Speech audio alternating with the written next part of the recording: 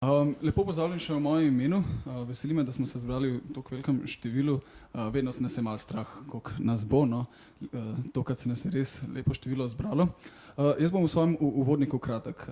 Gospa je že predstavila oba sogovorca, njuni imeni na nek način kar govorita sami zase. Jaz bi pa v svojem uvodu samo na kratko predstavil knjigo. Pogovarjali smo torej o novo izdani knjigi oziroma prevodu knjige Noema Chomskyja Kdo vlada svetu. Ta knjiga, za tiste, ki ste brali, pa tudi za tiste, ki še niste brali, pa boste po njej še posegli, je sestavljena iz približno 23 slik, oziroma lahko bi rekli iz 23 esejev, ki na različno, pa vseeno specifične načine prisprašujejo določena vprašanja. Ta vprašanja lahko strnemo kot kdo je tisti, kdo vlada svetu, to kot je naslovno vprašanje, kako vlada svetu, zakaj vlada in eno nazadnje odpira na koncu tudi možnost, kaj je tisto, kar zares vlada, ker na nek način se vendarle distancira od tega metodološkega nacionalizma, dobro znanega v globalizacijskih in študijah naroda. Sicer tik preden predam še besedo svojima gostoma, pa še to povedal svojo lastno izkušnjo pri branju. Eno je ta, da stalno presprašuješ tisto, kar si tisto, kar misliš. Mislim, da je glavni, ko odložiš prebrano knjigo, je glavni občutek ta, da ne veš tisto, da ne veš, kaj veš.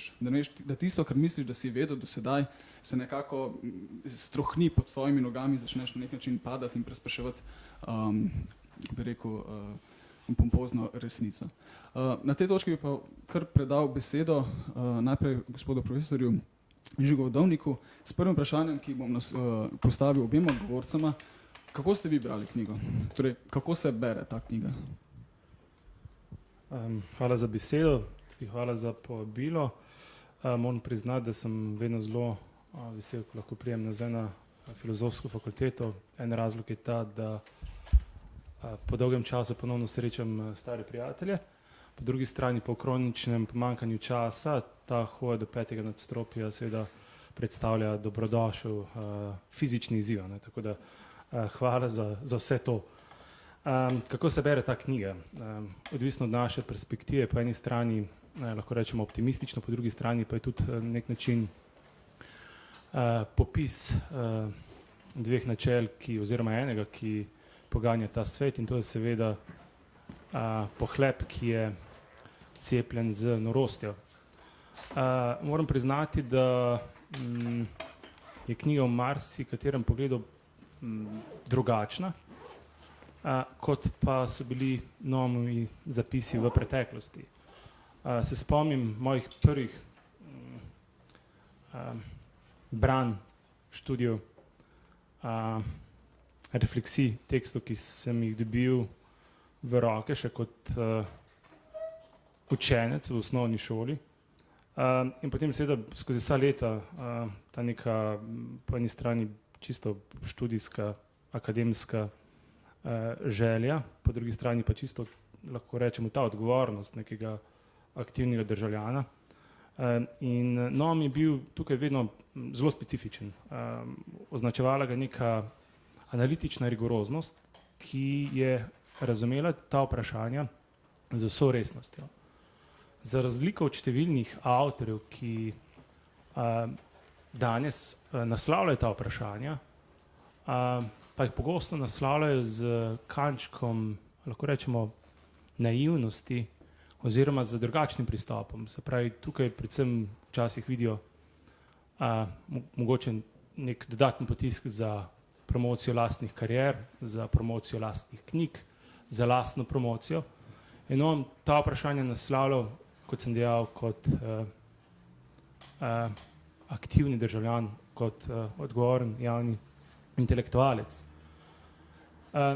V zadnjih letih pa sem opazil neko manjšo spremembo in me prav zanima, če je profesor Rizman tudi detektiral to, in to je seveda ta neka, lahko rečemo, barvitost, lahko rečemo tudi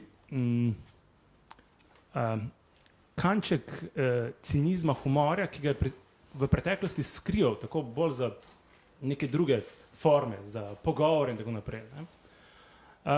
Tukaj si najdem, oziroma sem prišel do dveh možnih razlag, zakaj ta knjiga, zakaj ta kanvas s 23 potezami dosti bolj barvit.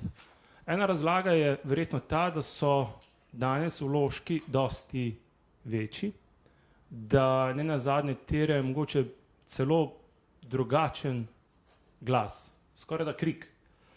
Kot pravi Noam v knjigi, se je starim klasičnim nevarnostim v zadnjih letih dodal kar nek dolg niz novih, neverjetno nevarnih izzivov za mednarodno skupnost, med katerimi je neka globalna okoljska kataklizma tista, na katero Noam v zadnjih letih konstantno opozarja. Drugi razlog, zakaj tukaj pa ta drugačnost, pa je mogoče tudi spet bolj osebne narave. Verjetno tisti, ki ste spremljali delo, angažma Noama Chomskega skozi desetletja, veste, da je praktično interveniral vedno v nekem duetu. Njegov sopotnik je bil profesor z druge strani reke v Bostonu, z Bostonske univerze, profesor Howard Zinn, katerega je označeval popolnoma drugačen pristop. In to je seveda pristop, ki je bil poln humorja, ki je poudarjal neverjetni optimizem in ki je poskušal te teme ljudem približati na dosti bolj, lahko rečemo, lahkoten način, kot pa mogoče ta analitična lucidnost, ki smo jo našli v vseh teh analizah Noama Chomskega. In ta kombinacija je bila v številnih etapah fascinantna, ko je šlo za vietnamsko vojno, ko je šlo za opozarjanje na ponovno prisvajanje Latinske Amerike, ko je šlo za prvo, drugo invazijo na Irak, ko je šlo za osvobajanje Afganistana in tako naprej. In tukaj mislim, da v nekih tekstih, intervjujih je sam večkrat izpostavil, da svet oziroma mlajše generacije danes pogrešajo tisto, kar je nekoč njegov sopotnik bil, se pravi Howard Zinn, ki je znal te teme, vedno znal kontekstualizirati neko zgodovinsko perspektivo in ki je znal v teh včasih tudi temačnih trenutkih poudariti dejstvo, da vse karte niso bile odigrane in da je tista moč še vedno moč ljudi, ki lahko zelo hitro spremenijo tok dogodkov, ampak da je tukaj potrebna neka potrpežljivost, nek neverjeten napor, sistematično delo. Tako da tukaj, če malce zaključim ta dolg uvod, moram priznati, da je knjiga na nek način dobrodošlo branje zato, ker danes ponuja dodatne dogodke oziroma jih postavlja v nek širši zgodovinski kontekst. Tisto, kar danes potrebujemo, je ravno kontekst, ki ni samo kontekst neke, lahko rečemo, krize 2008 ali pa krize neke neoliberalne paradigme, ampak tisto, kar je Noam v knjigah večkrat izpostavljal, da gre tukaj za neko kontinuiteto, seveda z inovacijami in da je potrebno te zgodovinske dogodke vedno znova povezovati. Ali gre to dogodke izpred parih stoletij ali pa samo med dekadami. Mogoče naj zaključim ta odgovor samo z eno opazko, ki mi je bila tudi meni tako že spet zanimiva oziroma dobrodošla. Verjetno se vsi spomnite dogodkov sredi leta 2014, ko je nad Ukrajino bil sestreljeno letalo malezijskega nacionalnega prevoznika in je bilo ubitih okoli 280 potnikov. Ampak popolnoma sem v teh letih pozabil na zelo podoben dogodek, ki ga tukaj že spet dobro poveže Noam mislim, da v uvodnem poglavju. In to je seveda podoben dogodek, ki je terjal 260 potnikov nad prav tako civilnem letalu iranskega nacionalnega prevoznika, kjer so bile stvari še malce bolj bizarne. Letalo je bilo sestreljeno v iranskem zračnem prostoru in tako je bilo znano, kdo ga je sestrelil. Seveda sestrelila ga je ameriška križarka US Vincent. Tako da to so tiste paralele, ki me vedno zna presenečen, zaradi česar je potrebno nekako brati nove intervencije in ki poskušajo oziroma ki vedno zna omogočajo, da aktualne dogodke lažje razumemo v nekem zgodovinskem kontekstu. Hvala. Še profesor dr. Rizman. Hvala Igor za besedo. Seveda najprej zahvala organizacijski, ne samo organizacijski botri tega dogodka, vam, ki ste se potrudili, da ste torej 5. uro, pa tja morda do 6:30 namenili ne le poslušanju, ampak upam tudi seveda potem nekemu aktivnemu pogovoru in dialogu, ker je očitno seveda, da odgovori in razmišljanja ne morejo biti monopol samo tistih, ki sedijo za to mizo, temveč ste neko znanje in neko radovednost in iskateljstvo v zvezi s tem, ki jo pravzaprav vsebuje ta knjiga, tudi že prej seveda imeli v sebi in prenesli sedaj v ta prostor. No, naj takoj na začetku rečem, da pravzaprav poskušam razumeti vse tisto, kar dela Noam Chomsky, zdaj že preko 70 let, Naj se malo pohvalim, isto kariero sva začela na neki isti temi, ki se je tudi danes ponovno prebudila. Mislim, da je Žiga, malo me popravi, eden od prvih člankov, ki jih je on napisal še v gimnaziji, napisal na temo španske državljanske vojne. Moja malenkost se v tem času podobno trudi v smislu istosti teme. Tudi danes je katalonsko oziroma špansko vprašanje ponovno v ospredju. Torej, to je neka taka osebna dimenzija, pri čemer seveda nimam tistih genov seveda pod narekovaji, ki jih ima Chomsky, tako da sem jaz seveda začel o španskih problemih pisati v študentsko tribuno šele v času seveda, ko sem bil študent, medtem ko je Noam Chomsky seveda s to kariero začel že v srednješolskih letih.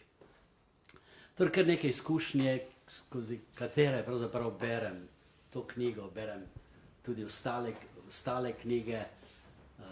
Prvič sem se z njim srečal, če dodam še ta svojo osebno izkušnjo, lahko tudi neko osebno bremenjenost in prednost pri branju njegovih tekstov je povezana, da sem ga spoznal na demonstracijah proti vojni v Vietnamu. Prvič sem ga takrat videl, prvič so se takrat segla v roko in sicer pred pol stoletja. Kar pomeni seveda, da govorimo o praktično zgodovini, o dogajanju v času, ko večina med vami seveda še ni prišla na ta po Huxleyju krasni svet, krasni planet, dokler bo pač trajal. Torej, knjigo poskušam, ali sem jo poskušal razumeti in mislim, da bo pozneje priložnost, da o tem kaj več, tako kot Žiga, poveva skozi naslov te knjige. Naslov je vedno na nek način enodimenzionalen. Naslov knjige je, kot vidite, Kdo vlada svetu. Jaz sem jo pa, in verjamem, da tudi Žiga, pa sva poskušala v njej najti, in seveda tu ni bilo težko, najti tudi odgovor na vprašanje, kdo se opira temu svetu. Chomsky je eden od velikih opornikov z veliko začetnico. O Chomskyjem je pravzaprav in njegovi knjigi težko govoriti, ker je tudi treba brati, kaj bi rekel, skozi 120 drugih njegovih knjig. Se pravi, da je ta knjiga ne le akumulacija njegove vednosti in soočanja z novimi problemi, ampak je tudi seveda na nek način upeta v kontekst vsega tistega, kar je že doslej povedal, razglabljal in seveda o čemer ni želel govoriti večkrat oziroma se v tem smislu ponavljati. Tako da zopet bi rad poudaril, da je v Chomskyjem v taki osebnosti, morda eden izmed 7 milijard danes živečih ljudi težko govoriti, ker ko je tako izjemen v vseh pogledih, po svoji, to, kar je Žiga rekel, analitični, teoretični ustvarjalnosti, po njegovih izkušnjah, gre za človeka, ki ne piše samo teoretične tekste, analize na področju, o katerem se bomo danes pogovarjali. Vemo, da je seveda revolucioniral lingvistično vedo, da je tako rekoč oče lingvistike in verjetno prvi od tistih, ki bi se zaslužil Nobelovo nagrado, če bi se Nobelova nagrada podeljevala za to področje. Ali pa za področje, ki ga v nekem najširšem smislu besede predstavlja, ne vem, nek prispevek k miru, k pravičnosti, k širjenju svobode. Za kar bi zopet seveda bil prvi na tem planetu, ki bi si zaslužil to nagrado. Tako pa jo, kot veste, sprejemajo to nagrado. Mislim, da je imel kar nekaj podobnih težav, kot jih je imel njegov drug prijatelj, s katerim sem se prav tako srečal na Russellovem sodišču. Chomsky je bil seveda eden od začetnih članov, pionirskih članov tega sodišča, ki je, kot veste, Nobelovo nagrado zavrnil, ker se enostavno ni hotel pojaviti da pa ni treba, da uporabim ta znak, med vojnimi zločinci. Kot veste, so Nobelovo nagrado prejeli tudi ljudje, ki so povzročili v Vietnamu 3 milijone mrtvih, a ne? Ali pa dejstvo so, da je malo manjkalo, pa bi to nagrado prejel tudi Adolf v tistem letu, ki je potem zaznamovalo in predstavljalo tudi začetek krvavega leta v Evropi. Torej, gre za misleca, ki je verjetno bolj kompleksen, kot je nekdo drug, o katerem sem prav tako imel priložnost govoriti na kakih podobnih dogodkih. To je ime Bertranda Russella, ki pa je dobil Nobelovo nagrado, ki je seveda, jasno, tudi velika, integralna osebnost, tako po svojih, da rekel, teh aktivističnih izkušnjah, kot veste, se je zavzemal za denuklearizacijo Evrope in sveta, a ne? Tako kot tudi Einstein, seveda, ampak po tistem, ko je sam prispeval k temu, da je človeštvo se dokopalo do tega frankensteinovskega izuma. Chomsky pa je imel seveda to prednost, da praktično seveda deluje v nekem času in v nekih okoliščinah, ki so naredile njegovo delo pravzaprav še bolj kompleksno, glede na seveda številne nove izzive. In tu se strinjam seveda in sem zelo blizu razmišljanjem mojega prijatelja Žige, ko je omenil, kako se je pravzaprav ta misel Noama Chomskyja vedno bolj, kako bi rekel, osredotočila v problem, ki je problem, bi rekel, prve vrste v tem stoletju. To je problem preživetja tega planeta. Če je bilo 20. stoletje, morda stoletje, kjer je šlo, pa tudi seveda se še tudi danes gre, tudi v tem stoletju, ampak vendar predvsem za to, kdo bo koga, kateri razred bo zmagal, in verjamem, da veste, kateri razred je zmagal. Gre danes seveda jasno za preživetje človeštva, za to, da se, kot govori Chomsky, o tem, da se bližamo 6. varianti ali 6. možnemu Armagedonu oziroma apokalipsi, ki bo pokopala ne samo človeško živo vrsto, ampak tudi vse tisto, kar je pravzaprav si predstavljamo pod živim. Nekateri misleci, zadnjič sem v nekem članku o oktobrski revoluciji, 100. obletnici revolucije zapisal oziroma povzel nekega misleca Harareja o tem, da je očitno ta vlak, ni to isti vlak, ki je pripeljal, kot veste, s pomočjo nemških obveščevalnih služb in nemškega obrambnega ministrstva Lenina na finsko postajo v Sankt Peterburgu. To je nek drug vlak, ampak ta vlak, seveda, današnji vlak, je vlak, ki odhaja z te poslednje postaje, ki je ni ime, a ne, finska postaja, kot v Sankt Peterburgu, ampak postaja z imenom Homo sapiens.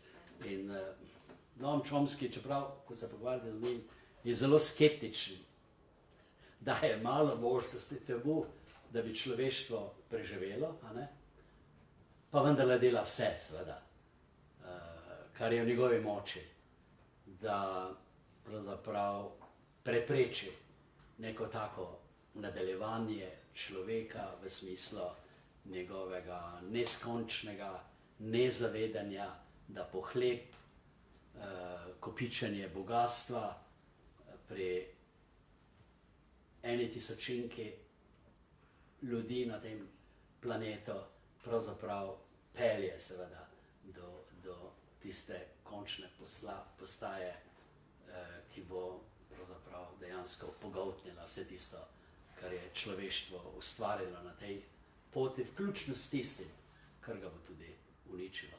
To je morda neka pesimistična nota, ampak v tej knjigi seveda, kot boste videli, je vendarle glavni napor usmerjen proti temu, a ne, da se neka taka fatalna ali pa neizbežna za koga možnost vendarle blokira, zaustavi.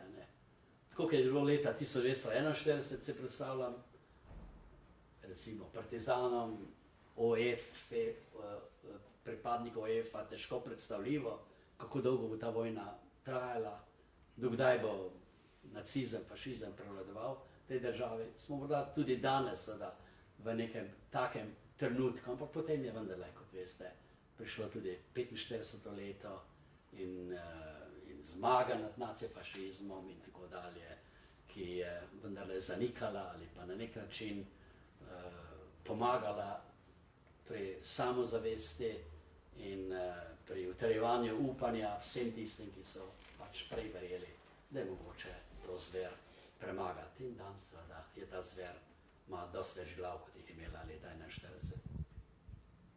1941. Najlepša hvala. Zdaj po tem nekem prvem uvodnem vprašanju, potem kako se sploh knjiga bere, bi šel na samo vsebino knjige. Zdaj, ko boste knjigo brali, je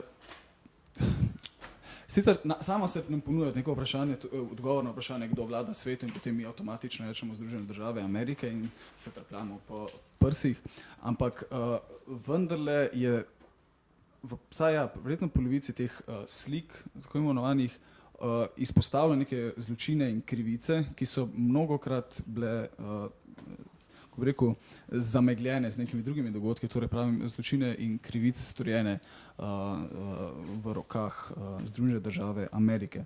Mene pa zanima, zakaj tako hitro odpuščamo te stvari, zakaj se te stvari ne primejo. Hočem reči, na nek način se Chomsky pa tudi drugi, mislim, se morajo ponavljati v tej kritiki nas samih, torej kritiki naše pozicije. Zakaj ne pride do nekega preloma, do spoznanja, nekega skorajga spoznanja, kako bi rekel, krivičnosti sveta, v katerem živimo? Verjetno gre tukaj za moment pozabljanja. Ne? Kot sem dejal prej, je veliko svojega časa, energije posvetil nekemu risu matrice, ki danes poganja ta svet.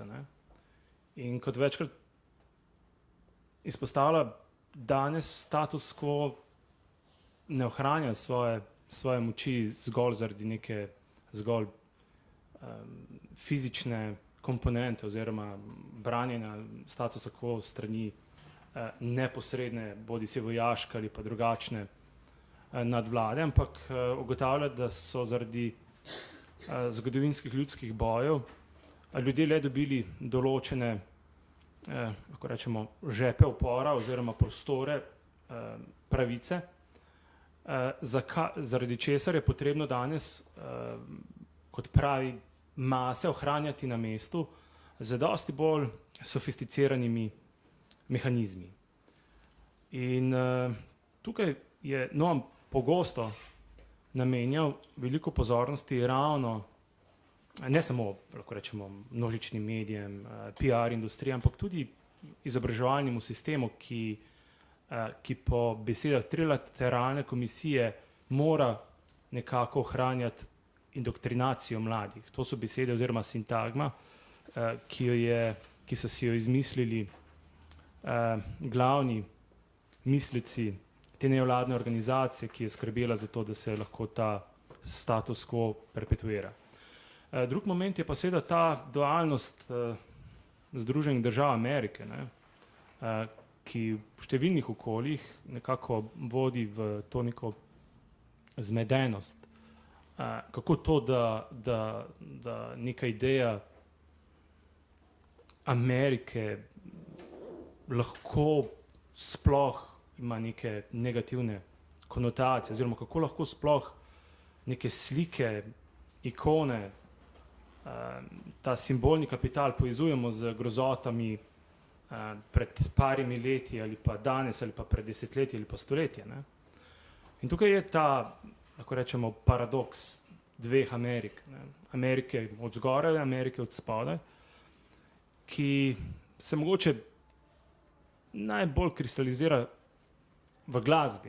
Jaz sem pogosto študente spomnil na en fascinanten dogodek v ameriški zgodovini. Leta 1918 je Irving Berlin spesnil pesem, ki je vsem znana, God Bless America. Leta 1938 jo je še radikaliziral v luči nekako pozivanja priprav na vstop v novo svetovno vojno. Pesem je katastrofalna.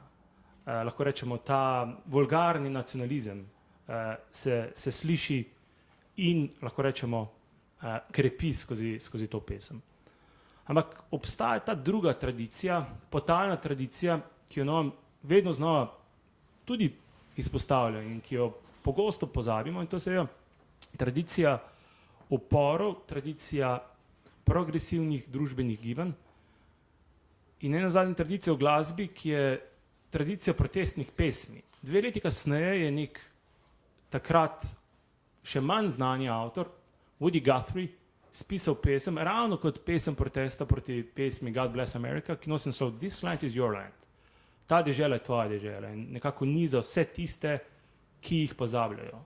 Od marginaliziranih etničnih manjšin, tudi do tistih, ki imajo mogoče isto pigmentacijo. Ne spomnim, kar je popisal tudi naš Alojz Adamič, da so tudi priseljenci iz vzhodne Evrope bili v ZDA tisti, ki so bili deležni podobnih mehanizmov sistematične dehumanizacije, prostorske segregacije, bili so hankiji, to je bil pejorativni izraz za tiste, ki so prihajali iz teh koncev. Ampak, ko govorimo o tej dualni tradiciji Združenih držav Amerike, mislim, da je to en izmed velikih paradoksov. Se pravi, da se vedno znova v luči teh protidemokratičnih, celo lahko rečemo totalitarnih teženj, kooptira progresivno tradicijo, ki je bila v preteklosti in danes kontrapunkt temu projektu Amerike, ki bi bila globalen hegemon. Povedano drugače, demokratična tradicija je danes kooptirana strani tistih, ki sovražijo demokracijo. In nenazadnje ameriški projekt, Ameriška republika nikoli ni bila inicirana kot demokratični projekt. Že takrat je bil ta clash, spopad dveh tradicij. Verjetno veste, pred ameriško revolucijo je bil močan ta sentiment izgradnje nekega novega političnega projekta, ki bo projekt za vse, katerega vodilo bo, kot je bilo zapisano v deklaracijo neodvisnosti, ki je seveda plemenit dokument, seveda z številnimi pomanjkljivostmi, tudi odnos do staroselcev je tam zelo problematičen. Ampak glavno vodilo je bilo Life, Liberty and Pursuit of Happiness. V 10 letih je bila igra odigrana, sprejeta je bila nova ustava, kjer z eno besedo ni omenjena demokracija. Oziroma, kot pravi Madison, demokracija zahteva resnično enakopravnost ljudi. Tega si mi ne želimo, zato bomo izgradili republiko, ki je superioren političen sistem in ki temelji na vladavini odličnikov. Lahko rečemo, da gre za nek aristokratski politični projekt. In v tem dokumentu, ki je sledil čez 10 let, najdemo popolnoma drugačno triado glavnih vodil Združenih držav Amerike, in to je life, liberty and private property. Življenje, svoboda in privatna lastnina. In mislim, da ravno v tem gre iskati deloma, zakaj tako hitro lahko izpozi iz rok ta moment oziroma ta dimenzija Združenih držav Amerike. Sedaj pa potrebno tukaj še enkrat počrtati, da pogosto v številnih okoljih pa pridemo do neke druge aberacije, da so ZDA oziroma celoten ameriški projekt vir vsega zla, ne, in spregledajo, da imamo znotraj Združenih držav Amerike tiste oziroma velik del, veliko večino, oziroma če se izrazim celo malce tako aktivistično, 99%, ki so deležni istega sistematičnega izkoriščanja kot pa ljudje na drugih kontinentih. Verjetno veste, da so neki podatki o umrljivosti novorojenčkov v Newarku in New Jerseyju na isti ravni kot pa v državah tako imenovanega tretjega sveta. Tako da to je ta moment, ki ga je potrebno upoštevati. Ne? Se pravi, da ima Amerika tudi to tradicijo upora, tradicijo nevrednih prebojev, ko gre za pomembna progresivna vprašanja, ali gre to za vprašanje enakosti spolov, okoljsko dimenzijo, etc. Tako da tukaj bi jaz mogoče iskal enega izmed glavnih razlogov, zakaj se tako, lahko rečemo, sistematično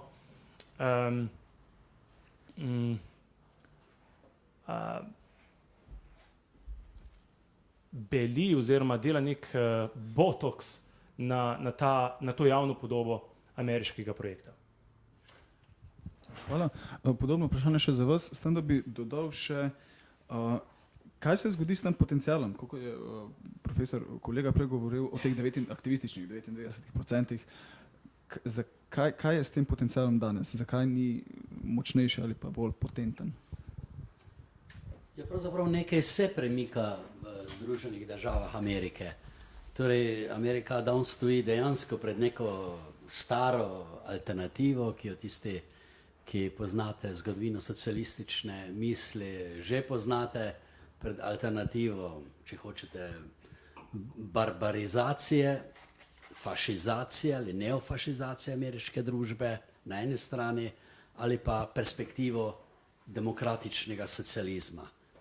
Sintagma, ki jo je v zadnjem času uporabljal Sanders, nažalost neizvoljeni kandidat za to končno tekmo, kdo bo zmagovalec za mesto torej predsednika Združenih držav Amerike. In to je seveda na nek način povezano z nekim zgodovinskim potencialom. Socializem ima seveda neke svoje globoke korenine, vendar je v času hladne vojne, v času, kako bi rekel, indoktrinacije in tako dalje, v času, ko se je Orwellovo, torej živalsko farmo in drugo delo z naslovom 1984 bralo izključno in samo skozi optiko te hladne vojne. Znano je seveda, da je CIA financirala prevajanje tega Orwellovega dela in tudi se na nek način pravzaprav podpirala tiste interpretacije, ki so bile usmerjene izključno in samo proti državnemu socializmu oziroma proti državam vzhodne Evrope na čelo z Rusijo. Danes seveda, na srečo, imamo nek obrat v Združenih državah Amerike, ko se mlade generacije, ki niso toliko obremenjene s to indoktrinacijo, soočajo se pa seveda z neko brezizhodnostjo, opirajo na edino tisto pravzaprav zdravo bilko in idejo, ki jo povezujejo z demokratičnim socializmom. Seveda se tu zdaj postavlja vprašanje, ali bo ta alternativa, to je alternativa, dobila priložnost ali ne. Amerika je danes praktično varnostna država.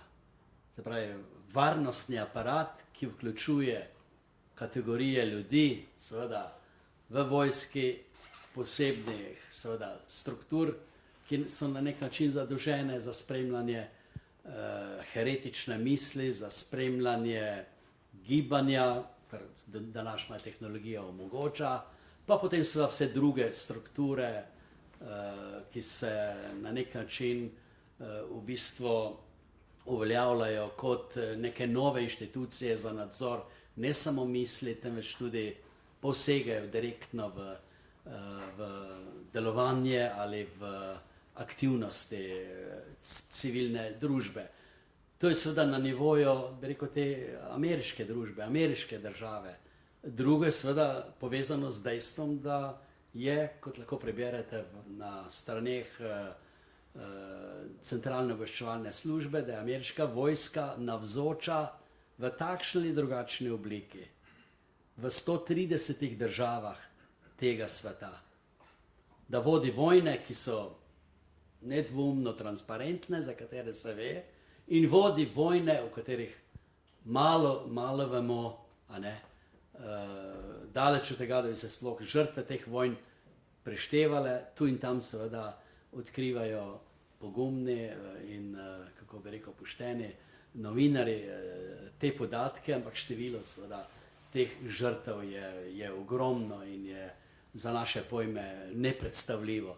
Torej, Amerika je v tem smislu kot globalni policaj navzoča ne samo v sami Združenih državah Amerike, temveč tudi v tem globalnem svetu, ker hoče zavarovati seveda svoje koristi. In tu tudi se napaja, kako bi rekel, iz nekega kapitala, ki ga je morda zasluženo ali nezasluženo pridobila v preteklosti, ne? Ki pa je bil že zdavnaj, kako bi rekel, zakopan. Jaz se spomnim, ko sem kot študent torej se vozil z Greyhoundom po Združenih državah Amerike, kako sem bil fasciniran, nisem vernik, ampak fasciniran nad temi napisi. To je bilo enkrat novembra. 35 days of shopping until Christmas. To, da se je v bistvu religija ali pa Božič v bistvu spremenil v neko potrošniško, bi rekel, stvar, reificiral v tem smislu. No, to je seveda jasno, pozneje je tudi prišlo v postsocialistični svet. Fasciniran sem bil seveda nad temi shopping centri in posledicami, ki jih imajo ta nakupovalna središča za življenje starejših, tudi mlajših generacij, za izumiranje mest in tako dalje, za likvidacijo pravzaprav te male, skromne trgovinske dejavnosti, ampak potem seveda s pomočjo Marcuseja, z njegovimi analizami enodimenzionalnega človeka, sem, pa tudi ne seveda samo jaz, potem razumel, da gre v bistvu za neke vrste faustovski del, za faustovsko nagodbo, a ne? Mi vam, vse tisto, kar simbolizira potrošniška družba, mi vam tehnologijo, od najprej seveda računalnikov do bolj sofisticiranih, iPhonov in tako dalje in tako naprej, vendar seveda vse to v kontekstu ohranjanja obstoječe družbe, ne v smislu načenjanja nekih problemov. In tu seveda nam Chomsky večkrat opozarja na to, kaj lahko neka analiza, večina teh naših analiz, ki jih pišemo ali pišejo družboslovci, ne prebere niti 1% ljudi, a ne, še najmanj pa tisti 1% ljudi, ki seveda je pravzaprav profitiral od takega bi rekel, hiperkapitalizma, tisto, kar je pa na nivoju, bi rekel, nekega posredovanja informacij in komentarjev javnosti, pa mora biti prav tako omejeno, seveda, pri tweetih, kot veste, na 140 znakov, kaj lahko poveš, a ne, v 140 znakih, ali pa kot navaja Noam Chomsky, v 700 besedah, kar je običajno omejitev za komentarske prispevke v ameriškem, pa ne samo ameriškem časopisju. Torej, to je seveda nekaj, kar a priori navaja pravzaprav in reducira neko državljansko aktivnost, torej državljani se spreminjajo ali so se spremenili v potrošnike, v tisto dimenzijo življenja, o kateri je razmišljal pred nekaj stoletji francoski mislec z imenom Labeti, ko je napisal knjigo, ki jo žal v našem prostoru, mislim, niti ni bila še prevedena, ni prevedena, z naslovom La servitude volontaire, se pravi o prostovoljnem suženjstvu, o tem fenomenu, zakaj so ljudje pripravljeni trpeti, zakaj se prostovoljno predajajo v to suženjstvo. In to seveda ni neka racionalna trditev, je tudi seveda ni moralna trditev, da bi zdaj obsojali vse tiste, ki so v neki brezizhodnosti, pomislite na novinarje, ki izgubljajo svoje delo zaradi, kako bi rekel, akumulacije in koncentracije kapitala strani seveda tistih bogatih medijskih tajkunov, ki seveda potem poskrbijo za to, da lahko ostane, da ostaja ta obstoječi establishment takšen, kot je. Kolegica Magda me je ravno kar opozorila, da je to delo vendarle prevedeno in torej en razlog več za to, da ga morda preberemo. No, Amerika je pa zdaj še nekaj geopolitičnih, kako bi rekel, situacij, kjer seveda se lahko zgodi marsikaj. Vemo, kaj se je zgodilo, če beremo Edvarda Gibbona, študijo o padcu rimskega imperija, ali pa študije, ki so se nanašale na poraz Weimarske Nemčije, na poraz Nemčije v prvi svetovni vojni, kako se potem ta resentiman lahko kristalizira, oblikuje v neko smer, ki seveda je izziv in priložnost za totalitarno in despotsko pamet. In tu očitno v tem trenutku, če berete, poslušate Trumpa, je Amerika v situaciji, ko praktično seveda oddaja svojo imperialno moč, zavedoma, nezavedoma in tako dalje, še vedno skuša ohraniti svoje globalne privilegije in privilegije 1% znotraj Združenih držav Amerike, Kitajski in v geopolitičnem smislu seveda tudi Rusiji. In to seveda je nek, bi rekel, nek material, neko nakopičeno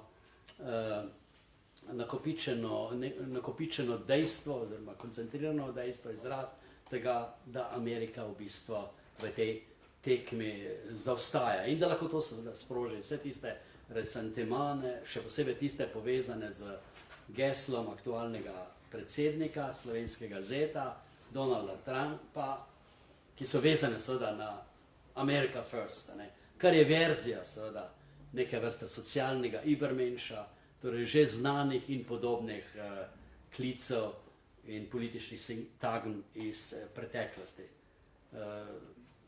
Trump, čeprav na nek način prepušča to geopolitično vlogo Kitajski, na drugi strani seveda razvija novo generacijo atomskih orožij, kar pomeni seveda, da se Amerika dejansko pripravlja na vojno ali pa da se pripravlja na neko novo delitev interesnih sfer, v katerih seveda bo hotela ohraniti svojo vlogo.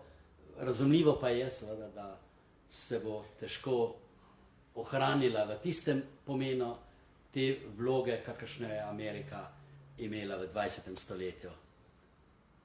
20. stoletje je bilo ameriško, American Century. In danes v 21. stoletju seveda ni nobenih razlogov, da bi lahko verjeli, da se bo ameriška vloga pravzaprav podaljšala tudi na to stoletje. Kar pa seveda ne more pomeniti, da ne bi mogla še vedno delati veliko škodo in da ne bi pravzaprav Evropa lahko ponovno doživela nekaj, kar je izkusila v svoji preteklosti, zahvaljujoč seveda tudi lastnemu generiranju teh kripto in eksplicitnih neofašističnih groženj. To, kar smo prebrali pred nekaj dnevi, da je v Varšavi demonstriralo 60.000 fanatičnih privržencev katoliške Evrope, katoliške Poljske, ki so se istočasno pozivali seveda ali uporabljali antisemitska in antiislamska gesla, seveda je nekaj, kar je seveda morda neke vrste novi geopolitični sintez, torej geopolitični konsens, ki ga bo seveda obstoječi režim v Združenih državah Amerike podpira. In kot vemo, vsa ta gibanja so deležna velike finančne in materialne in drugačne podpore obstoječe ameriške nomenklature, skupaj seveda z sovjetskimi oziroma ruskimi državnimi službami. Hvala. Jaz bi morda na tej točki vprašal, tudi se navezal na gospoda Brizmana, a se lahko Združene države sploh obnašajo drugače v tej svoji vlogi hegemonov, kateri so se postavili oziroma katero so si pridobile?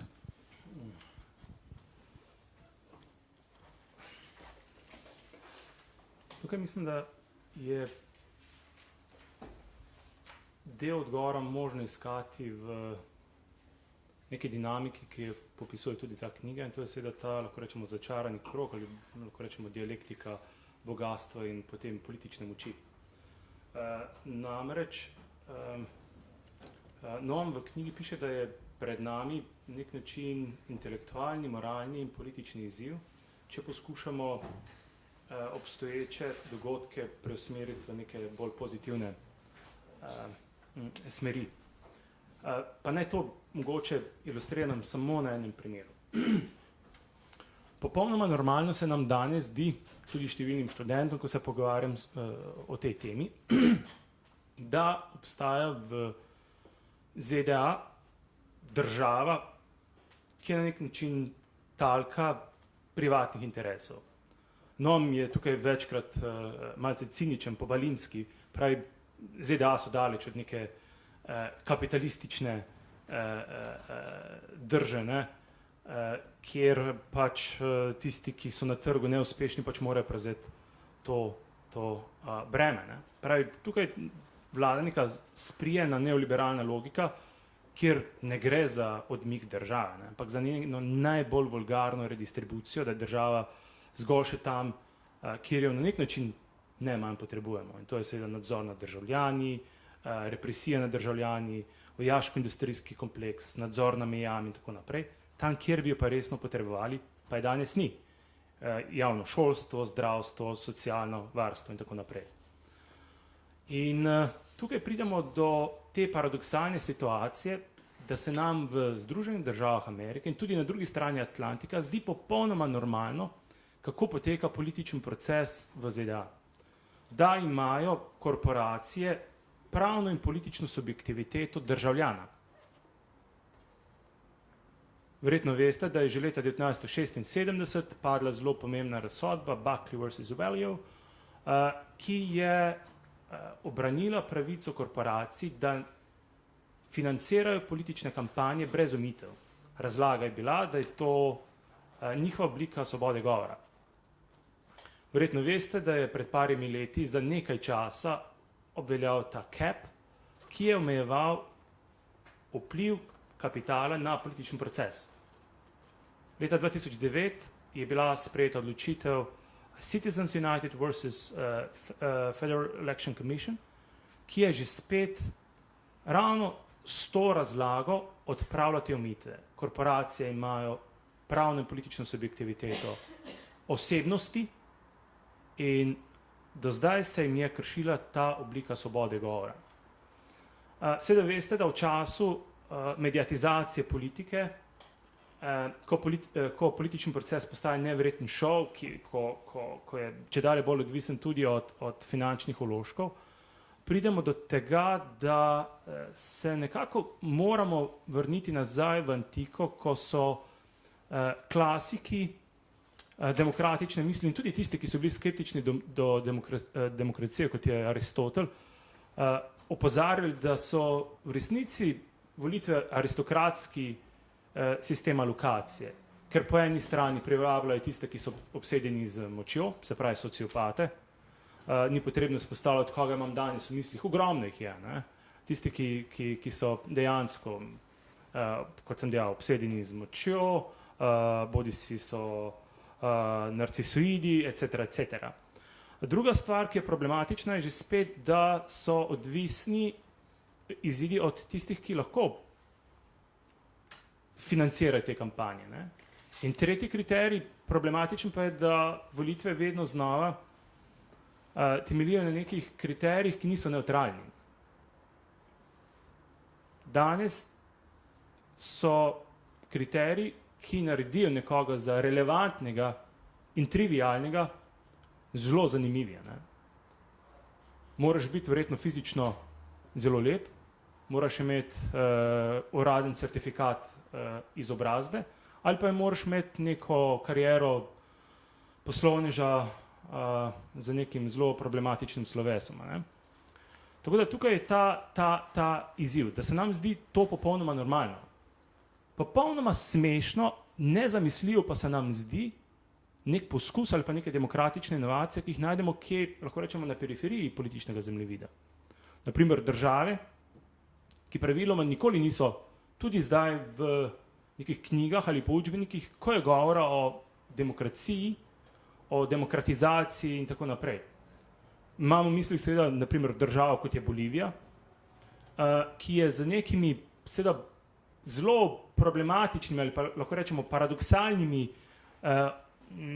trendi šla naprej in odprla prostor za politično postajanje, podelila naprimer pravice tudi nečloveškim živalim, podelila pravno politično subjektiviteto tudi naprimer naravi. Ne? Pača mama, mati narava je zdaj pomemben del nove ustave plurinacionalne države Bolivije. Ne? In potem se začnejo včasih študenti malce tako smejati, pa rečem, kaj je tako smešno, pa rečem, kako je možno, da ima zdaj neko jezero pravno politično subjektiviteto. Pravim, kako je pa možno, da ima General Motors? Se pravi, to je ta izziv danes. Kako lahko mislimo onkraj? Hvala, ker se nam čas izteka, bi šel kar preskočil to vprašanje za vas, če smem pa dodal, vprašal, kaj bi vi dodali tem 23 slikam? Kaj je potrebno dodati? Kaj, kar je avtor izpustil morda? Ja, kot rečeno, oziroma ko sem povedal v vodo, je pravzaprav mislec, kot je to Noam Chomsky, tako kompleksen, da si bi težko drznil omeniti neko temo, ki v bistvu manjka v tej knjigi in je prav gotovo seveda obdelana, predstavljena v kateri od njegovih drugih knjig, pa seveda v številnih intervjujih, številnih nastopih, številnih predavanjih, številnih, mislim, da ta čas nastaja, bi rekel, neka nova knjiga, ki bo na nek način kompilacija številnih Noamovih odgovorov, zapiskov po elektronski pošti. Kot veste, gre za človeka, ki dnevno naslednji mesec bo vstopil v 90. leto, odgovarja najmanj na 400 do 500 e-mailov. Ne na mesec, ampak vsak dan. No, naj še omenim eno osebno tako njegovo lastnost, ker sem bil nekako zadolžen zanj, ko smo se potem iz Ljubljane odpravili proti Bologni, potem ko je pri nas prejel častni doktorat, pa mu je potem tudi Bolonska seveda podelila častne doktorat in sva potem 3 dni spala v istem profesorskem gostišču, hotelu, ki mu v Italiji, oziroma v Bologni reče Foresteria, in me potem nekdo, ne iz kakšne obveščevalne službe, ampak njegova soproga, ki je medtem šla v Zagreb, ni šla z nami v Bolognijo, zadolžila, da ga malo spremljam, da malo preverim, ali je šel spat, ali ni šel spat, ali kaj podobnega. In tako sem si potem enkrat naštimal uro na 3 zjutraj, kar je za mene velik problem, ampak dobro, to je taka velika odgovornost, kdo bi se izognil biti zadolžen v nekem dobrem pomenu besede za tako velikega človeka. Tako da 3 zjutraj sem šel, moja soba je bila nasproti njegove, vrata so bila odprta, počas grem not, mislim, da enostavno vidim, kje je, kaj dela in tako dalje.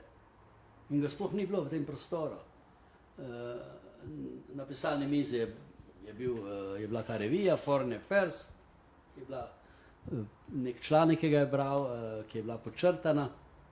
Tako da sem bil skoraj da obupan, glede na to, da očitno nisem dobro opravil svoje vloge.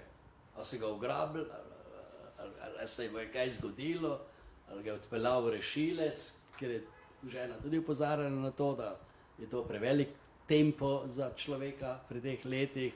Ljubljana, Novigrad, v Novem Gradu je imel predavanje, pa potem Bologna. In potem sem šel dol do vratarja in tam vidim Noama, kako se pogovarja z novinarko uglednega italijanskega časopisa. Skratka, potem je rekel, če se bo kaj takega zgodilo, da bi ga kdo vznemirjal, da ga moram enostavno otrgati. In potem sem seveda otrgal te osebe in potem sem seveda tej novinarki pač rekel, da morda ni najbolj spodobno, da krati njegov spanec in podobno. Ona ga je pač tam čakala v bistvu celo noč, računala je enkrat zjutraj, se je prikazal, ampak prikazal se je ob 3 zjutraj. Pač potem je zaupal, ko sem rekel, ko me je popravil, rekel si novinarki, da si zaslužil nek spanec. Pravi, jaz ne potrebujem spanja. Ura pa pol je zame popolnoma dovolj. Da še en tak primer, mislim, da je bil Newton tak primer, ali pa me bo kdo popravil. Torej, ja, človek, ki mu ni treba spati, ima očitno delo ali pa mu omogoča prosti čas, ki bi ga imeli 2 osebi. V tem smislu, Žiga se spomni, da so govorili o 2 ali 3 Chomskih, kako je mogoče, da ta človek objavi toliko knjig v enem letu, da odgovarja na toliko elektronske pošte. Ampak očitno seveda to zmore, zahvaljujoč seveda tudi temu, da ne potrebuje veliko spanca. No, to je tako zdaj ob robu. Ampak dotaknil bi se še nečesa, mislim, kar je tukaj seveda morda zelo relevantno. Amerika se je spremenila. Moja generacija je razumela Ameriko skozi spekter Roosevelta, njegov New Deal, v bistvu neke vrste pseudo-socialistični program, potem Eisenhowerja, ki je pač seveda bil med tistimi, ki je pomagal, odigral neko vlogo pri osvobajanju Evrope pred nacizmom in fašizmom. Pred nedavnem sem bil v Normandiji in ja, sem se zamislil, koliko ameriških mladih življenj je moglo tam pasti, tudi za Evropo. Seveda tudi na nek način so bili uporabljeni ali zlorabljeni za imperialno vlogo Evrope. Potem seveda me posebej nekje fascinirala neka oporoka. Škoda, da politike, tako kot Lenin, so veste, 24. leta napiše neko oporoko po stvari pred Stalinom, potem, ko že nima več nobene moči. Ko se je Eisenhower poslavljal, napisal neke vrste podobno politično oporoko v svojem govoru, ker je opozoril na nevarnost industrijsko-vojaškega kompleksa. Da je ta tisti, seveda, ki prevladuje, ki v bistvu dela iz Amerike tisto, kar po njegovem seveda Amerika ne bi smela delati sama sebi in svetu. To je tisto, zaradi česa seveda tudi, pa to je tudi povezano z ustavo v tistem smislu, v katerem je prej Žiga govoril, da obstaja ta ustavna zagarantirana pravica, a je to drugi člen, ne? Da lahko Američani nosijo orožje, spravi, da ga lahko kupujejo in tako dalje. In poznamo to ceno, ne? Tega kupovanja orožja, neomejenega kupovanja orožja in nošenja orožja. Ta cena je ta. Danes je v Ameriki izgubilo življenje 120 ljudi zaradi medsebojnih napak, maščevanj ali kaj podobnega. Med njimi, statistično gledano na leto, 23 otrok. Oče ustreli svojega otroka, pač nekaj sredi noči, spet morda v kakšni 3. uri zjutraj, nekaj šumi, nekaj se premika v hiši, njegova hčerka, njegov sin je morda pač izkoristil spanec staršev za to, da se je podal na kak žur ali kaj takega in enostavno poči. 23 takih seveda primerov otrok beleži seveda Amerika. To zdaj pomnožite za 365, pa dobite številko ljudi, ki je daleč večja od številke tistih ljudi, 3000, ne, ki so jih teroristi umorili v obeh stolpnicah. To je seveda nekaj, mimo česa seveda ni mogoče iti in kar pomeni, da se je Amerika v številnih pogledih spremenila, a ne, še bolj kot je bila sicer zaznamovana s tistimi ustavnimi določili, ki v bistvu omejujejo demokracijo.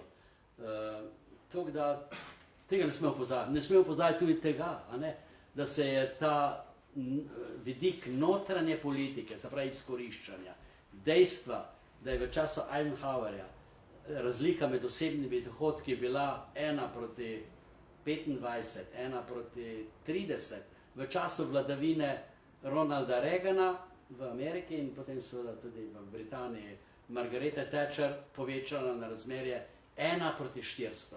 V času Eisenhowerja, takoj po drugi svetovni vojni, so ameriški kapitalisti plačevali davek v višini 70–80% od ustvarjenega dobička.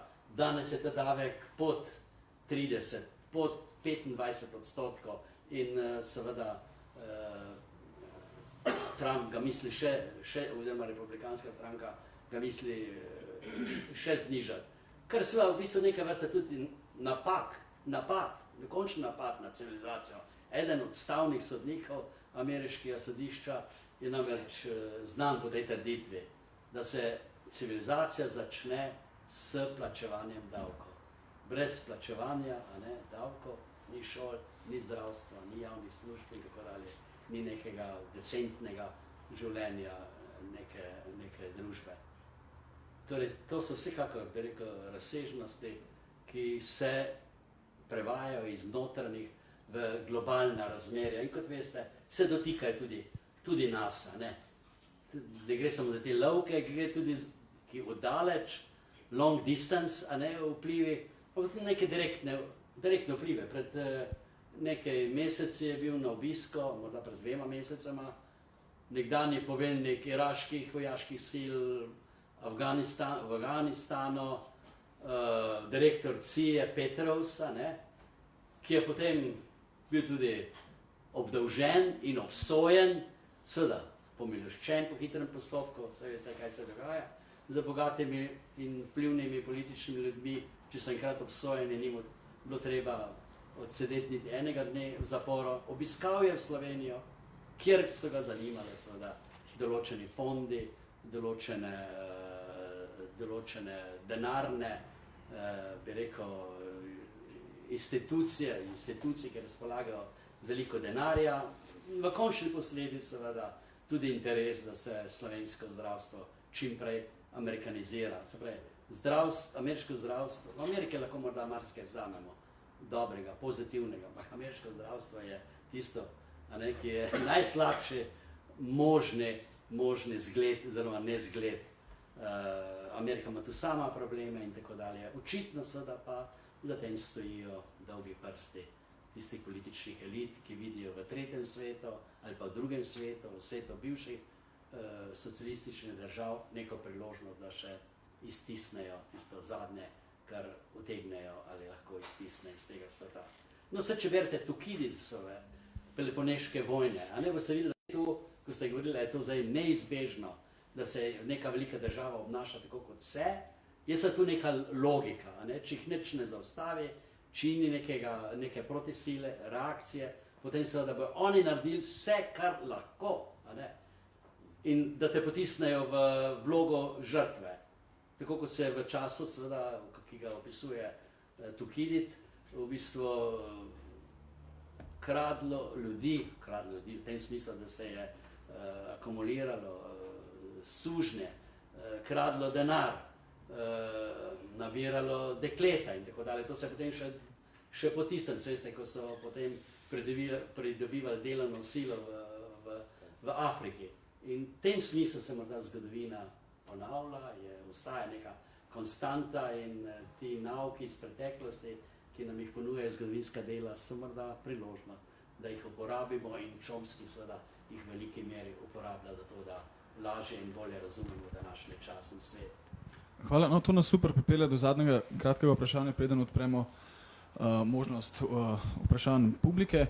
Namreč, smešno morda na koncu, ampak končali bomo na začetku te knjige. Namreč z odgovornostjo nas intelektualcev. Morda posebej, tako kot smo prej govorili, gospod Rizman izpostavil, imperij se tako obnaša, kot se obnaša, dokler nima neke protireakcije. Morda bi v tej luči lahko razmišljali o naši odgovornosti. Ena prošnja, lahko odgovorim na dve vprašanji. Zadnje vprašanje je prav tako povezano s tem, ki si ga zastavil zdaj. Namreč, kaj mogoče manjka v teh slikah, oziroma katera od slik manjka v knjigi. Bom odgovoril tako. Vsi tisti, ki ste brali, ki spremljate dela Noama Chomskyja, veste, da praktično ni teme, ki je ne bi res suvereno poznal in sistematično analiziral.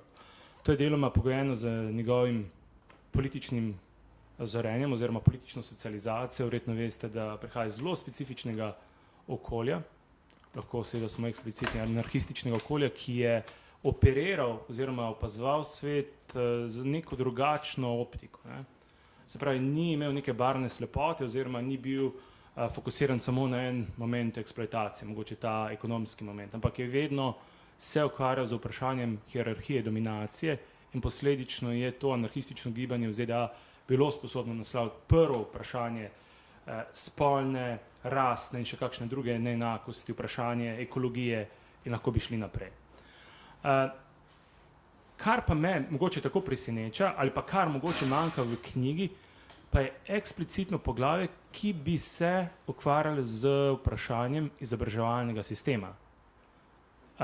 Sam je večkrat poudaril privilegij, ki ga je imel on, da je bil deležen nekega izobraževalnega sistema prej, ki je bil povezan z temi nekimi alternativnimi mrežami, se pravi Modern School Movement. To je bilo mreža vrtcev, šol, ki so jih organizirala delavska gibanja sama, še posebej tukaj je bil pomemben tudi časnik Freie Arbeiter Stimme, in ki je dalo to pravo izobrazbo v smislu tega, da so otroci sposobni kritičnega mišljenja. Ne samo nekega instrumentalnega, tukaj pridemo nazaj do Marcusa, enodimenzionalnega človeka. Ne, dejansko mladi generacije, ki so sposobne reflektirati, kaj se dogaja. In tukaj pridemo do dveh dimenzij, ki bi jih lahko naslovili. Ena je seveda vsebina, kaj danes se podaja. Mene včasih prav strah, ko poslušam, da se uvajajo projekti že pilotni v vrtcih in osnovnih šolah, podjetniška iniciativa. Neverjetno. Ali pa ko poslušam kakšen vikend na podeželju, potem se vračamo z družino in potem so študentske oddaje in potem kako morajo začeti svoje start-upe. Se pravi, tisti, ki jih zanima mogoče socialno delo ali pa filologija ali pa lahko še nadaljujemo, morajo imeti skoraj da slabo vest, da so sploh študenti. Se pravi, to je moment vsebin. Drug moment, ki ga bi pa prav tako bilo potreben, ki ga Noam večkrat tudi izpostavlja, pa je sistem oziroma forma. Se pravi, sistem, ki če dalje večjo odgovornost nalaga na same študente. Alan Greenspan je v svojih izjavah pogosto izpostavljal, da je bil recept za ta čudež, gospodarski čudež, in to je ta čudež je seveda eufemizem za koncentracijo oziroma prerasporejanje bogatstva. Glavni razlog je identificiral v negotovosti. In ta negotovost se seveda preliva v te mlajše generacije, ki mogoče, če končajo študij, vstopijo v svet z neverjetnimi dolgovi. Neverjetno. To govorimo lahko tudi 200-300 tisoč dolarjev. Ne? Potem pa še tretji moment, ki pa, če se vrnemo nazaj v to našo realnost, pa je sposobnost reflektirati politične zlorabe ali pa instrumentalizacijo akademije ali pa izobraževalnega sistema. Bodi si za to, da ustvarja pasivne poslušne državljane, se pravi pasivne državljane, aktivne potrošnike, ali pa da daje legitimnost nedemokratičnim oziroma celo protidemokratičnim procesom. Ravno danes sem bil šokiran, ko sem prejel mail, da je odprt razpis, bilateralni razpis med Republiko Slovenijo in državo Izrael na temo inovativno upravljanje z vodami. Vsi, ki vsaj malce poznate vprašanje Izraela in Palestine, potem veste, da je voda najbolj sofisticiran mehanizem za sistematično dehumanizacijo Palestincev. In da to sploh pride skozi, je absurd. Seveda gre za projekt, ki je minoren v smislu finančnega aspekta, ampak simboličen aspekt pa je tukaj prevelik. Najlepša hvala. Še vaše mnenje, kaj je odgovornost nas, intelektualcev? Ja, tu bi rad najprej seveda opozoril na to, da Noam Chomsky uporablja ta prvi del te sintagme, odgovornost, z veliko, bi rekel, previdnostjo, a ne? Nalagati neko odgovornost komarkoli, a ne? Nekako v tistem smislu, v katerem je morda zadnji papež govoril, kdo sem jaz, da lahko, a ne? Torej, Chomsky tega nikoli ni razumel in tudi seveda tako ni napisal, da bi bil to neka vrste paternalizem, razumljeno, da se to nalaga intelektualcem in tako dalje in da se morajo potem nekje disciplinirati. Daleč od tega, da bi kaj takega Chomsky seveda zapisal ali mislil, kot veste, nima svoje stranke, a ne? Ni naklonjen kakšne pripadnosti, kakršnemu koli izmo, morda z rahlo izjemo, anarhizem pa nekateri njegovi viri seveda so tu za njega, bi rekel, formativni in poučni, relevantni in tako dalje. Ampak pri njem seveda ne boste opazili tega, da bi on kateremu koli družbenemu sloju, še najmanj pa intelektualcem nalagal neke odgovornosti. Tudi ni napisal, seveda tu bi tudi lahko rekli, kaj manjka, a ne? Nekdo z nekimi klasičnimi ortodoksnimi pogledi, a ne, po vzoru prejšnjih revolucij in tako dalje, bi lahko pripomnil, ja, kako pa da Noam Chomsky tega ne strne v nek program, kako organizirati neko družbo, da bi dejansko seveda ta družba zagotavljala neko optimalno pravičnost, solidarnost, pa seveda svobodo. Tega pri njemu ne boste srečali. Bolj pa boste srečali seveda to njegov mobilizacijski stilček. Nagovarja vas, nas, da razmišljamo svojo glavo. Da se intelektualci ne prepustijo tem skušnjavam moči, tistemu, kar establishmenti, se veste, prakticirajo že stoletja, mandarinizacijo intelektualnega poklica, se pravi tisto, kar čemur Angleži pravijo kiss of death, a ne? Če ne moreš opornika poraziti, a ne? In če se ne odločiš, da boš uporabil fizično silo, potem uporabi mehkejšo varianto, se pravi, povabi ga v parlament, dajmo neko mesto v korporaciji, v bankah in tako dalje. In to je natančno tisto, kar opažamo, da se je dogajalo, naprimer z ekonomisti. Edina stroka, znanost, ki je tudi Nobelova nagrada, ne seveda v skladu z željo Alfreda Nobela, ampak željo švedske banke, ki je donirala posebna sredstva in jih potem seveda dala pod to streho Nobelove nagrade. Se pravi, da se na nek način korumpira neko disciplino, ekonomsko stroko, ki potem v bistvu služi ohranjanju obstoječe oblasti. In kot veste, so ekonomsko nagrado, torej Nobelovo nagrado na področju ekonomije, dobili ljudje, ki so par let ali še par mesecev pred izbruhom te velike finančne in gospodarske krize leta 2008 napovedovali oziroma razlagali, da ekonomske krize, finančne krize sploh se ne more več zgoditi, da če bi videli prve znake, da je nekaj narobe, bi seveda ekonomska znanost, oziroma ti ekonomisti lahko postregli z rešitvami, s preventivnimi ukrepi, da bi se ta kriza preprečila. Tako da tu potem se spomnite tistega nedolžnega vprašanja, ki ga je postavila, tako rekoč iz publike, kraljica Elizabeta na srečanju z ekonomisti v angleški kraljevski akademiji, ko je te ekonomiste vprašala, čisto tako nedolžno, ona ni ekspert na področju ekonomije, ampak nič manj ekspert kot tisti, ki mi je naslovila to vprašanje, ker na njeno vprašanje niso znali odgovoriti, oziroma niso odgovorili, ja kako to, da niste napovedali te krize, kako da je niste znali, bi rekel, kognitivno, z nekimi idejami, ki bi svetovanjem politiki, ker so ekonomisti zelo blizu politiki, preprečiti. Torej tega vprašanja se ni dobila in to vprašanje je še danes odprto. Ampak če bi pa kraljica prebrala eno od knjig Noama Chomskega z naslovom Ljudje pred profitom ali profit pred ljudmi, potem bi seveda tam dobila odgovor na to vprašanje.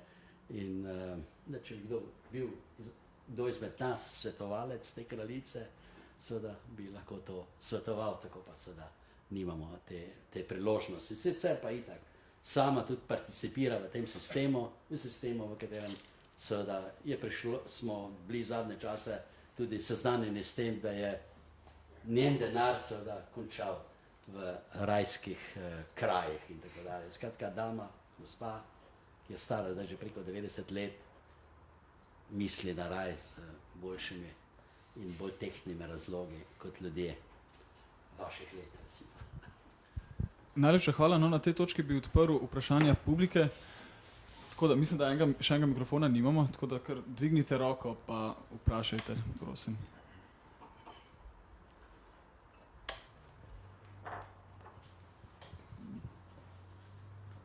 Če ne, imam morda še eno vprašanje, se bi morda še vsem kdo pogumil. V redu, kar izvolite. Veliko malj sem magister organizacije dela, pa se že v pezi, ampak ko berem tale naslov, kdo vlada svetu. V redu, tukaj, če so prav zastopil, nisem ekspert iz tega področja, pač neke dileme o Ameriki, ampak mene pa zanima, kakšen bi bil odgovor, kdo bo v novi situaciji, okoljski, povzpenjatelj moči Kitajske in kdo bo v tem primeru vladal svetu. Pa pustimo od zadnji, ta napuh, pohlep, ampak tukaj je tudi okoljska problematika. Moje vprašanje lahko povežem naslov knjige, kdo dejansko vlada svetu. Vprašanje. Zdaj, med pogovorom je bilo nekako začutiti, da je to Amerika, Združene države Amerike, ampak zdaj, kateri segment Amerike, kdo v tej Ameriki, ki jo poznamo tudi kot pozitivno skupnost, zdaj, kdo je tisti, ki vlada, je to, ne vem, finančni kapital, so korporacije, kdo vlada svetu in kaj lahko mislimo o prihodnosti, če ta Amerika, kot je bilo tudi rečeno, prepušča določene vzvode vladanja svetu drugim. Jaz sem na začetku se počujem, dal nek kratek odgovor. Ne. Pohlep cepljen za narostjo in mislim, da če ga poskušamo malce nadgraditi, bi šel v to smer. Mislim, da je bilo leta 2009, ko je šla zelo pomembna knjiga, ki potrjuje Brechtovo trditev, da je knjiga orožje, zato jo moramo vzeti v roke. Tista knjiga ima 800 strani in je v trdi vezavi dejansko orožje. Knjiga Johna Keena z naslovom Life and Death of Democracy, življenje in smrt demokracije. To knjigo omenjam zato, ker se konča z nekim zelo specifičnim poglavjem, govori, se še v knjigi, ki je šla v tisk leta 2007, da je pred nami ta naslednji kvalitativni skok v razvoju demokracije. Govorijo o tako imenovani monitory democracy, nadzorna demokracija. In nekako govori, da je po drugi svetovni vojni, in še posebej z razvojem IKT, prišlo do toliko novih prebojev, da so danes lahko državljani nek način v prednosti v odnosu do političnega razreda. Potem se je zgodila kriza. Leto dni kasneje je gostoval pri nas na fakulteti za družbene vede na doktorskem študiju, ravno na to temo. In pravi, knjiga je najboljša, ki sem jo spisal, sem ponosen, ampak malce sem pa zgrešil zaključek. Definitivno potrebuje drugačen ton. In je bilo predavanje, ki je bilo fascinantno v smislu tega, ker je poskušal nekako kazati oziroma ekstrapolirati trende in hkrati z aktualnimi dogodki kazati prve manifestacije te nove realnosti. Pravi, ni še vse odigrano, ampak ta distopična prihodnost se nam že kaže, neke konture so tukaj. In pravi, pogledajte samo te, angleški izraz je gated communities, to so te privatne skupnosti, ki so popolnoma neodvisne od javnih sistemov. Imajo privatno varovanje, privatni sistem oskrbe z vodo, z elektriko in tako naprej. To se dogaja že v Sloveniji. Ne? Ta družbena skupina odličnikov seveda nima interesa za javno šolstvo in zdravstvo, zato ker njihovi otroci bodo verjetno šli študirati v neke boarding schools v Veliko Britanijo in potem bodo naskakovali še kakšne pozicije na najboljših univerzah. Ne? Če bo slučajno kdo zbolel, je Ženevo zelo blizu ali pa tudi Los Angelesa. Ne? In pravi v tistem predavanju, da svet danes nekako poganja dejansko politični razred sociopatov, ki je popolnoma egoističen in ki jim je malo mar za njihove lastne potomce. Se pravi, ta ideja, oziroma obstaja že prav celo gibanje, ki se je sprijaznila, da je vse odigrano, ampak moramo pač taj vse malce uživati. V angleško govorečem okolju govorijo tem preppers, tisti, ki se že pripravljajo na konec. Ne? In jaz sem imel enega študenta, to je zanimiva zgodba. Starejši študent, ki pride in pravi, veste, sem bil skeptičen skozi cikl predavanj, skozi semester, ampak bolj, ko sem razmišljal o temah, ki ste jih vi nekako izpostavili, bolj sem jezen. In sem rekel, ok, in boste zdaj nekako aktivni državljan, pa pravi, ne, začel sem se pripravljati. Kako? Ja, vsakokrat, ko grem v trgovino, že z ženo kupiva konzerve in že razmišljava, da bova zakupila zemljo, kjer se lahko ugradi ta bunker, ne, ki ti podaljša 2 meseca v primeru jedrske kataklizme. In sem dejal, kakšno dobro knjigo boste mogoče še lahko prebrali. Ne. To je to. Ne. Se pravi, dejansko gre tukaj za drugačen način. Tudi Saskia Sassen govori, da teritorijalni vektori danes so popolnoma drugačni.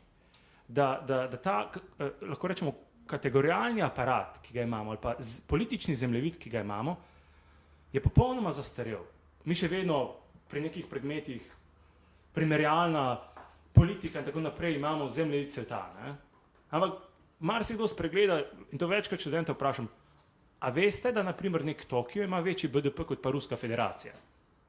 ne vedo. Ne? Se pravi, ta globalna mesta, ta dinamika je popolnoma onkraj nekih konceptov, idej, teorij, ki jih imamo. Teorija, ki danes poganja, ali pa vse ta kanonska teorija, ki poganja politično znanost, je iz 19. stoletja in za 19. stoletje. Ne? In na eni strani spregleda vse te aberacije, ki so danes in ki se dogajajo tu in zdaj, in hkrati spregleda demokratične inovacije, ki se dogajajo. Ne? Tako da tukaj se mi zdi, da ta ideja nekega tekmovanja med posameznimi državami do določene mere drži. Ampak po drugi strani spregledamo iste tenzije in večkrat izpostavljajo tudi kitajske avtore, ki govorijo o novih družbenih konfliktih, bojih, ki se dogajajo na Kitajskem. Ne? In še kje. Ne? Se pravi, enostavno je danes potrebno sprejeti dejstvo, da mogoče ta teritorijalni aspekt Wallersteinove teorije svetovnih sistemov ne zdrži. Ne? Kot sem dejal, že spet New Jersey je del ZDA, ampak če boste šli v Newark, ne, boste imeli, ali pa Bronx, naprimer, v New Yorku, boste imeli slike, ki so vam zelo podobne iz tega, kar se dogaja v Afriki ali pa Aziji. In obratno. Ne. Ja, še na kratko, to je seveda, sem vam hvaležen za vaše vprašanje, pravzaprav mati vseh vprašanj na nek način in če si v odsotnosti Emanuela Kanta dovolim pravzaprav razlagati njegovo željo in voljo, potem seveda je treba spomniti, da je že pred dobrimi 200 leti Kant opozoril na potrebo po svetovni vladi, po svetovni vladi, ki bi zagotovila ne ravno večni mir, čeprav je naslov tega njegovega eseja Večni mir. In tu naj bi recimo take organizacije, ki so se pojavile po drugi svetovni vojni ali po prvi, Liga narodov najprej propadla, druga varianta tega velikega, po tem velikem pokolu, seveda, ki so ga zakrešili, seveda te velike sile, vse te nomenklature, ki danes sve polagajo vence ali pa njihovi nasledniki vence na grobove, na spomenike za zločine, ki so jih v bistvu seveda zagrešili ravno ti voditelji v preteklosti. No pa tudi, kot veste, da druga ideja Združenih narodov seveda je zelo marginalizirana. Vse praktično gre mimo nje, nasprotno pa se, kako bi rekel, v civilni družbi porejevajo ali so se porejevale neke zamisli, ki bi jih morala in bi jih lahko svetovna skupnost na neke ravni svetovnega parlamenta, svetovne vlade lahko organizirala. Poglejte, preden se je začela vojna v Iraku, je na ulicah številnih svetovnih mest demonstriralo proti tej vojni 10 milijonov ljudi. Prvič v zgodovini, da se je zgodilo nekaj takega. Kakšen velik človeški potencial, kakšna moč in tako dalje, združena z vestjo in z odgovornostjo do tistega, kar se je potem dogajalo. In rezultat, ali so jih vlade poslušale, ali je Organizacija Združenih narodov lahko kaj naredila, kot veste, vojna se je potem vseeno začela in tu imamo seveda zdaj stotine tisočev mrtvih, samo v Iraku, da ne govorim o drugih žrtvah, v drugih delih Bližnjega vzhoda, imamo milijone in milijone ljudi, ki so morali zapustiti svojo zemljo. Tako da brez, bi rekel, neke organizacije, ki bo združevala tako moč kot vest, in to sta dve kategorije, o katerih tudi v tej knjigi Chomsky veliko govori, si je težko predstavljati preživetje tega planeta. Upajmo seveda, da bo vendarle seveda nekje, nekoč, neka druga generacija morda, ko bo že voda tekla v grlo, morda vendarle šla po neki drugi poti. Ampak se veste, vse te stvari te težko povedati. Vse te velike ideje, od splošne deklaracije o človekovih pravicah, do tega, da so po drugi svetovni vojni kapitalisti plačevali manjše davke, ker so malo vendarle imeli slabo vest, za njihovo odgovornost, da se te vojne sprožila. Spomnite se, danes so pravzaprav večina kapitalistov v Ameriki z izjemo kakšnega Warrena Buffetta, ki se je pritoževal, da njegova tajnica plačuje več davka kot on in se ponuja, pripravljen sem plačati večje davke.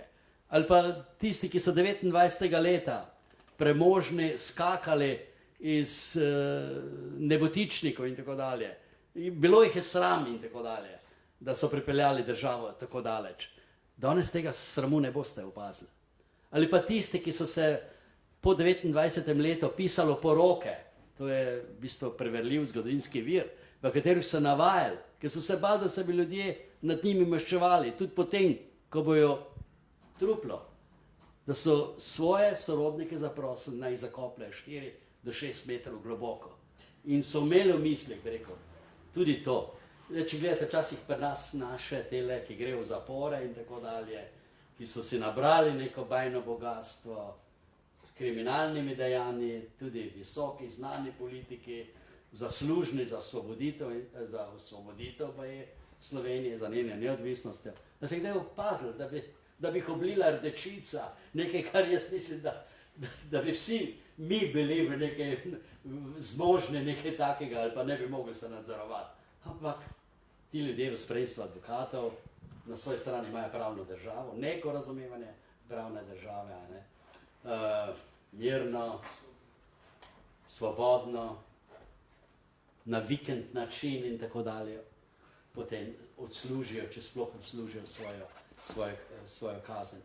Tako da tu seveda manjka tisto, kar se nanaša, ali kar bi zahtevalo vaše vprašanje, ta odgovor, neka kompetentna svetovna vlada, svetovni parlament, kar je v tem trenutku utopična ideja, ampak veste, usoda utopije je, kot je že to povedal Oscar Wilde, je, da se utegnejo uresničiti in nas utegnejo presenetiti, ampak seveda ne brez te človeške human agency, ne da bi se to seveda zgodilo in se ne more zgoditi po neki avtomatični poti, ampak dejansko z boji, s prizadevanji.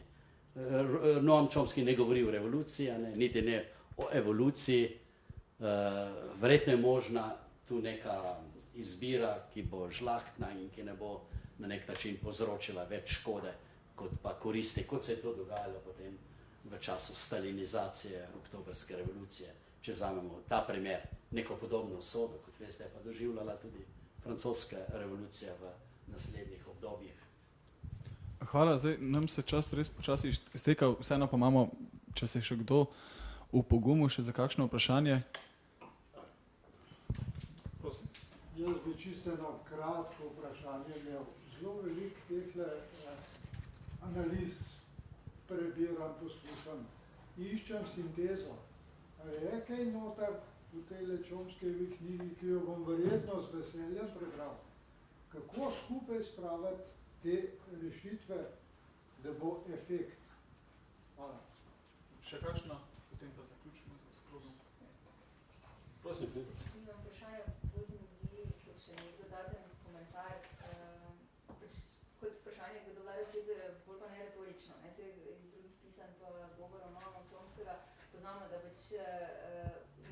jasno pove, kdo je tisti, ki vlada svetu, ampak se mi zdi, da je pomemben ta njegov optimizem, ki mu sicer on, tako kot Gramsci pravi, z njegovimi besedami velikokrat reče, optimizem volje, pa pesimizem intelekta in podobno. Potem tudi kot Howard Zinn zaključi, da so rešitve, so ti samoorganizirani boji, od tega, kar se dogaja v Rojavi, do tega, kar je bilo gibanje v ZDA pred nekaj leti. Pa če prenesemo na naše lokacije, kar je bila zasedba filozofske v Mariboru, samoorganizirane četrtne in krajevne skupnosti.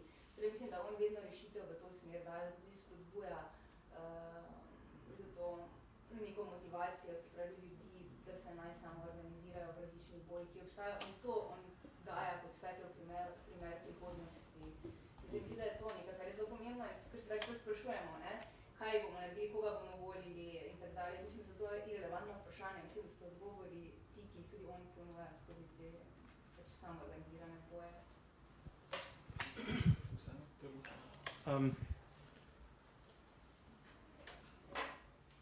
Ko sem imel pred 10-11 leti zagor doktorata, je bil en član komisije, ki mi je zelo blizu, tako in drugače, tudi fizično danes, ki me poprašal, dve težki temi. Ne. Eno vprašanje je bilo vprašanje nacionalizma v progresivni politični misli. Drugo vprašanje pa je bila, moja tema je namreč šla na je bila ameriška anarhistična politična misel. Drugo vprašanje pa je bilo ravno to, ne, se pravi, ali obstaja nekaj takega kot anarhistični program. Ne. In seveda to je bilo vprašanje, ki je bilo pa narekovaj trick question. Ne obstaja ta program in Noam je vedno bil skeptičen tudi do tistih, ki so njegovi sopotniki, ne, tudi njegovi študenti, ki so naredili ta napor, da so se igrali z nekimi teorijami prihodnje družbe. Ne. Ampak Noama generacija, lahko rečemo, nekih drugih družbenih bojev, ne, ki je se igrala s konceptom prefigurativne politike. Ne. Prefigurativna politika je neka beseda, ki je preko luže zelo znana, prefigurative politics. In to je v bistvu ideja, da jaz se seveda poskušamo tu in zdaj nekako realizirati neke družbene, ekonomske, politične odnose, ki bi jih nekoč radi imeli, seveda z ščepcem soli v smislu tega, da se seveda družba vedno znova spreminja, ne? In da so pred nami vedno novi paradoksi, izzivi in da ne nazadnje ideja demokracije je konstanten proces ponovnega preštevanja, postajanja in tako naprej. Ne? Se pravi, da tukaj neka ta sinteza, ki bi bil načrt, program, ne obstaja. Obstaja pa ta klic k konstantnemu reflektiranju tega, kaj je. Ne nazadnje, tudi družbeni boji so bili pogosto tisti, ki so se včasih ujeli v zanko, da so branili neke mogoče pridobitve, ki so se skozi čas že nekako pokazali kot neki anahronistični momenti, ki jih bi bilo potrebno preseči, ampak smo jih branili. Ne. Povedam drugače. No, mi tukaj zelo mlad in svež. Ne. In v času krize so se v luči nekih alternativ, ki so se ponujale kot odgovor na obstoječo ekonomsko in politično paradigmo, ponuja nekaj, kar mi je delovalo zelo staromodno, dolgočasno, nekaj, kar bi se pogovarjal neki, če se malce tako cinično izrazim, starejši strici. Tukaj pri Noamu pa mi vedno znova nekako pride v spredje ta senzibilnost za postajanje. Vedno znova reinvencija. Zato je bil nazadnje vedno znova aktualen za generacije, ki so prihajale. A je šlo to za generacijo po drugi svetovni vojni, vietnamska vojna, študentska gibanja, potem protijedrsko gibanje, potem protivojno gibanje v Iraku, potem lahko rečemo danes prekarijat, gibanje Occupy, vedno znova. To branje tega, kaj je ta nova realnost. Ne? S tem, da ima zgodovinski spomin. Ne? Hvala še, gospod Rizman. Ja, jaz bi samo tu še dodal, seveda, da Noam Chomsky ne misli ponoviti teh zgodovinskih primerov, ki so se tako ali drugače diskreditirali. Tako, če govorim zdaj nekako zelo ponostavljeno. Noče biti Robespierre, noče biti v vlogi Lenina in tako dalje in tako naprej. Se pravi, da njegovo delo kot tako je že neka sinteza. Tisti korak, ki ga je zdaj treba narediti, to je zdaj moderna beseda v politiki, pri alternativnih gibanjih, je, bi rekel, zasnovati neko platformo, a ne? Na osnovi, bi rekel, teh njegovih progresivnih spoznanj. In tu seveda se on izogiba temu, da bi prevzel neko voditeljsko vlogo, čeprav kadarkoli ima predavanja, seveda je prostor nabit do poln in tako dalje. In implikacije vsega tistega, kar dela, lahko človek že nekje vidi in opazi v ameriškem političnem in civilno-družbenem prostoru. Težko si predstavljam, da bi kakšen Sanders se pojavil, če ne bi bilo Chomskega. Mora tudi Corbyn v Veliki Britaniji. Se pravi, tu se akumulirajo in sproščajo neke energije. V duhu tega, da pravzaprav Chomsky verjame v nek zakon, ki bi mu lahko rekel instinkt svobode, a ne? instinkt svobode, instinkt, kako bi rekel, po preživetju in tako dalje. In zdaj, če smo nekje na nekem robu, ko je to preživetje ogroženo, verjame ali lahko verjamemo, seveda, da bo njegove ideje pravzaprav lahko pomagale pri tem, da ne pademo v brezno.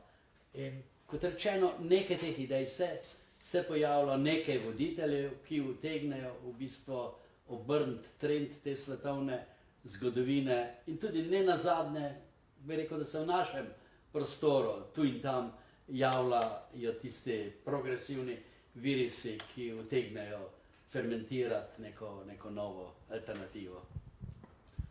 Najlepša hvala. S temi besedami bi jaz tudi zaključil današnji pogovor. Najlepša hvala obema lucidnima sogovorcema. Hvala vam za vaše sodelovanje in lep večer.